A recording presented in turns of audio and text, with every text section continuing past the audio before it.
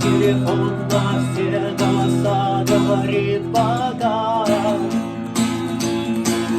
Пора.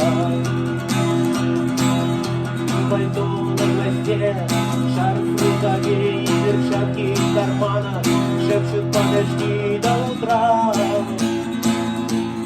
До утра.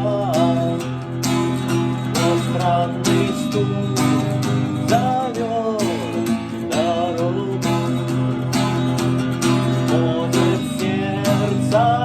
Может стук дверь. И когда я обернусь на пороге, я скажу одно лишь слово.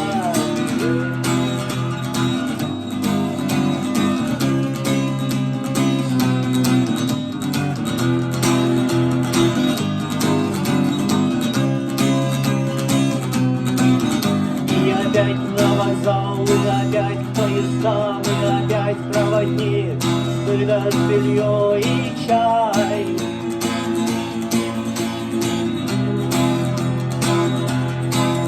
И опять не усну, и опять сквозь грохот колес мне послышится снова: